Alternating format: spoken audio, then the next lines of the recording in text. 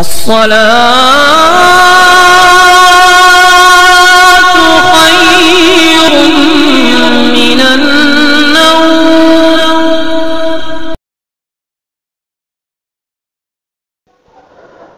السلام علیکم ورحمۃ اللہ وبرکاتہ. الصلاۃ والسلام علیک یا رسول اللہ، الصلاۃ والسلام علیک یا حبیب اللہ، الصلاۃ والسلام علیک یا خیر خلق اللہ صلی اللہ تعالی علیہ وسلم. سامعین محترم، خداوند قدوس کی بندگی اور اطاعت میں ریاکاری کرنا یعنی دکھاوا کرنا بہت بڑا گناہ ہے اور شرک کے قریب ہے. عبادت کرنے والوں کے دلوں پر اس سے زیادہ کوئی اور بیماری غلبہ پانے والی نہیں ہے، کیونکہ وہ چاہتے ہیں کہ جو کچھ عبادت وہ کریں لوگ اس سے واقف ہوں اور ان کو پارسا اور زاہد سمجھیں، اور جب عبادت کا مقصود خلائق بن جائے تو وہ عبادت نہیں رہی بلکہ خلق پرستی ہو گئی. اسی طرح اگر خالق کی عبادت کے ساتھ مخلوق کی خوشنودی بھی مقصود بن جائے تو یہ شرک ہے، گویا خداوند کریم کی عبادت میں دوسرے کو شریک بنا لیا. اللہ تعالیٰ کا ارشاد ہے، فَمَنْ كَانَ يَرْجُو لِقَاءَ رَبِّهِ فَلْيَعْمَلْ عَمَلًا صَالِحًا وَلَا يُشْرِكْ بِعِبَادَةِ رَبِّهِ أَحَدًا، جس کا معنی یہ ہے کہ جو شخص خداوند تعالیٰ کے دیدار کا آرزو مند ہو تو وہ اس کو چاہیے کہ اپنے رب کی عبادت میں کسی کو اس کا شریک نہ بنائے.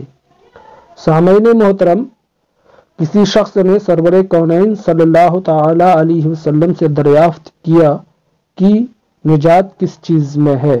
آپ نے فرمایا کہ تو خدا کی بندگی کرے اور ریا کے واسطے عمل نہ کرے. حضور اکرم صلی اللہ تعالی علیہ وسلم نے یہ بھی ارشاد فرمایا کہ قیامت کے دن ایک شخص کو لایا جائے گا اور اس سے پوچھا جائے گا کہ تو نے کیا اطاعت کی.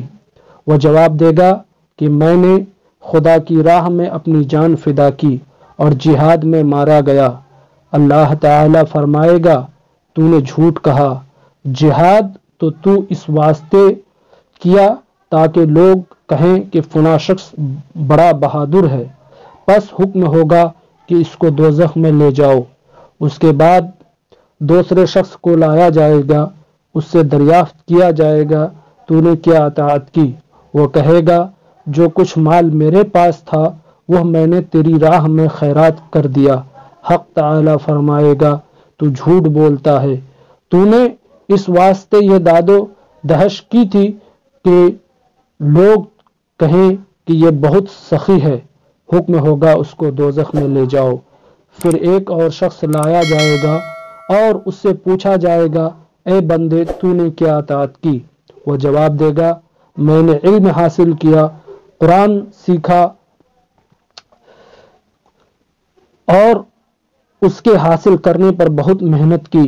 حق تعالی فرمائے گا تو جھوٹ کہتا ہے، تو نے علم اس لیے حاصل کیا کہ لوگ تجھے عالم کہیں، اس کو بھی دوزخ میں لے جاؤ.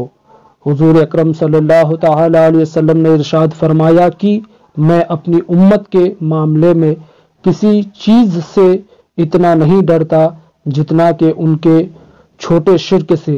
لوگوں نے دریافت کیا یا رسول اللہ صلی اللہ تعالی علیہ وسلم وہ کیا ہے؟ آپ صلی اللہ تعالی علیہ وسلم نے فرمایا وہ ریا ہے.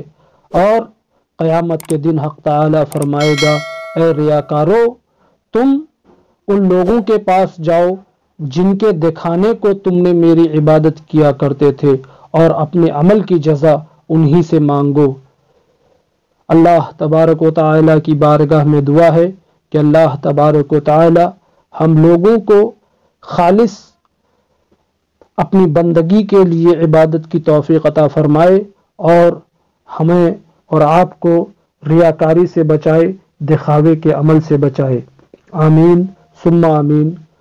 سامعین محترم، آخر میں آپ سے گزارش ہے کہ اگر ابھی تک آپ نے میرے یوٹیوب چینل کو سبسکرائب نہیں کیا ہے تو سبسکرائب کر دیں، اور اگر آپ کو یہ ویڈیو اچھا لگا ہے تو ویڈیو کو لائک کیجئے اور اپنے دوستوں کے ساتھ شیئر کیجئے۔